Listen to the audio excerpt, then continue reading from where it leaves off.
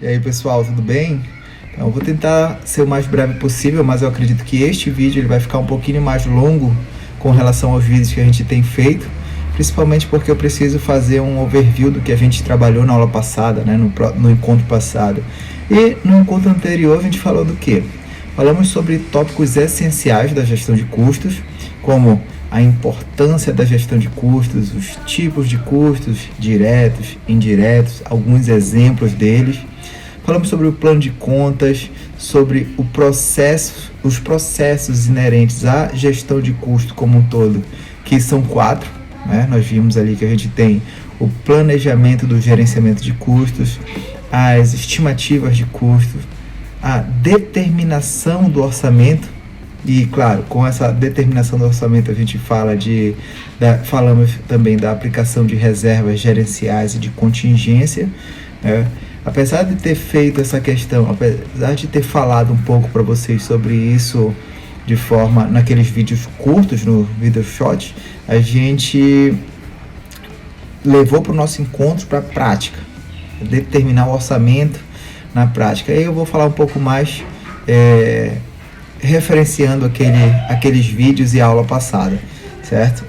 Então, falamos também de forma geral sobre o processo de controlar os custos, que, ao meu ver, é o processo dessa área de conhecimento que a gente vai trabalhar durante todo o ciclo de vida do projeto. Eu gostaria de começar esse vídeo de hoje reforçando um conceito que foi falado, mas não foi aprofundado, certo? E eu estou falando da base de estimativas. Porque afinal vocês estimaram aquele projeto, né? Depois eu expliquei sobre alguns tipos de estimativa, foram elas paramétrica, bottom-up e a estimativa de 3 pontos. E aí eu te pergunto, afinal, o que é essa base de estimativas? Essa base de estimativa ela serve para descrever de forma clara e detalhada como foram estimados os custos do projeto.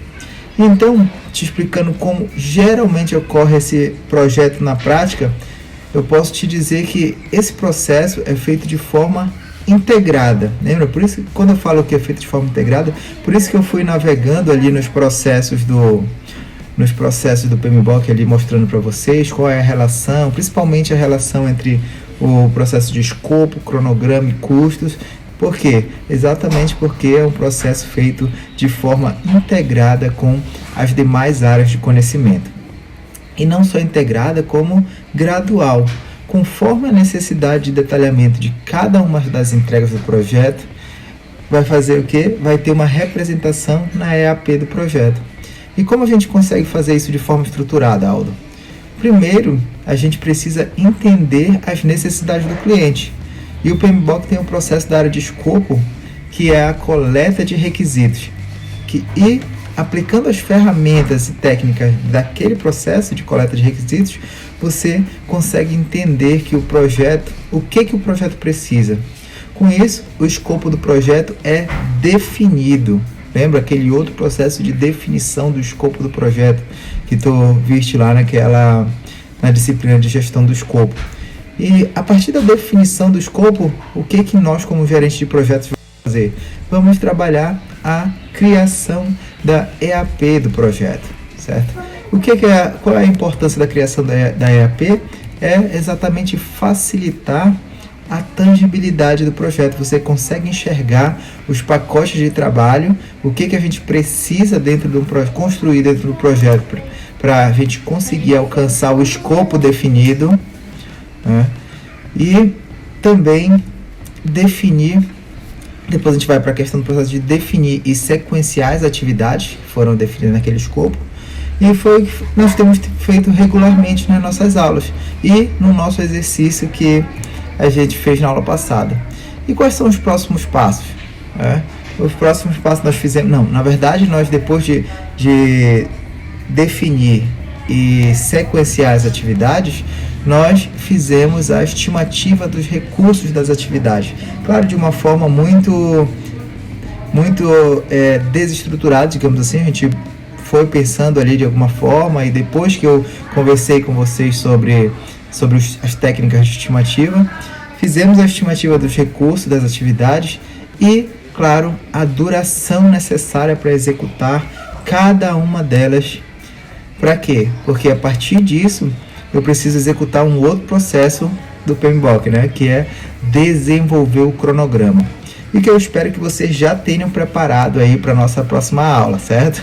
Se vocês virem lá naquele documento que eu compartilhei com vocês do Google, eu já fiz uma atualização ali no cronograma, né? E para que a gente possa, a partir desse cronograma, a matemática acontece, né? Que é essa matemática, Aldo? A gente tem a estimativa de custo do projeto para definição da linha de base, né?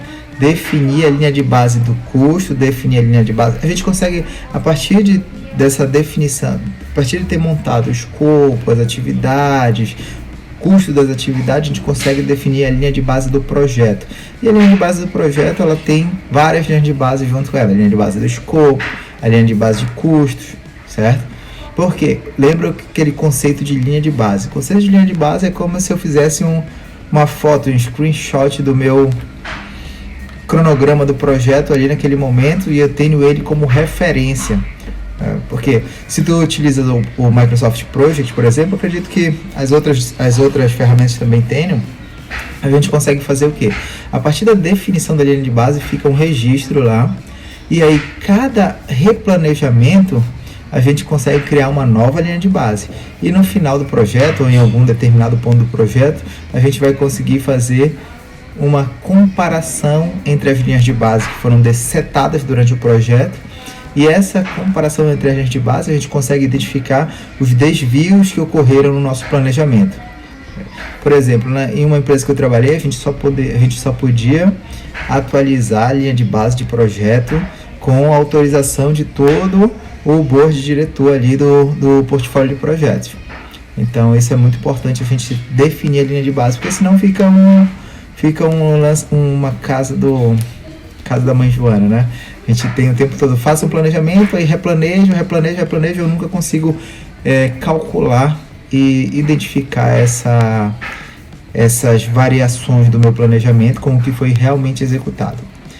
E aí vem uma pergunta: quais são as principais fontes usadas para estimativa do projeto? Como eu falei para vocês na aula passada, as relações históricas elas são usadas pelas técnicas de estimativa análoga e paramétrica. E para estimar os custos e os prazos dos projetos, são analisadas as bases históricas de projetos que são similares, anteriores, né? De modo a identificar relações entre as variáveis do projeto.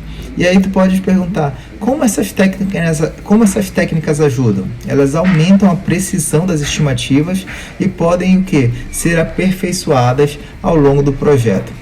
Outro ponto importante a ser enfatizado para a tua atuação como gestor de projetos é detalhar as premissas adotadas para estimativa de custos. Como assim, Aldo? Por exemplo, os fornecedores honrarão com as cotações disponibilizadas? Isso é uma premissa. As bases históricas têm informações precisas? Os pedidos serão confirmados dentro do prazo estipulado pelo fornecedor? E, claro, pessoal, focar nas restrições a serem respeitadas. Que tipo de restrição? Por exemplo, o orçamento não poderá ultrapassar o valor de R$100 mil. A reforma interna deverá ser concluída com 50% do orçamento total. E a data da mudança para casa nova, naquele projeto lá que eu expliquei para vocês que é um projeto de reforma, né, ou casa nova, enfim. Uma restrição pode ser exatamente a data de mudança. Olha, eu estou saindo desse apartamento aqui que é alugado para a minha casa nova e o meu contrato com esse apartamento termina dia 20 de maio de 2020. É uma restrição do projeto. Então eu preciso que o projeto esteja alinhado a essa restrição, porque depois disso pode ocasionar o quê? Impactos negativos do resultado do projeto. Se a minha reforma não tiver lá no dia 20/5, 100% para que eu possa me mudar, terão impactos relacionados a custo para mim, como cliente do projeto, certo? Isso é um risco que precisa ser mitigado lá no momento que tu fizeres a tua gestão de risco. Para terminar esse vídeo, eu preciso falar do nível de confiança e das faixas de estimativa. Por exemplo, o nível de confiança ele pode variar entre 90% e 110% do orçamento. Nesse caso que isso influi, Aldo? Nesse caso, será incluída uma reserva de contingência de quê? De 10% acima do orçamento estimado, certo? E à medida que o projeto for progredindo, o nível de confiança desse projeto e dos resultados que ele vai entregar for aumentando, essa reserva de contingência ela pode ser gradualmente destinada a outras finalidades. Beleza, pessoal? Então, espero que vocês tenham entendido. Vamos para o topo.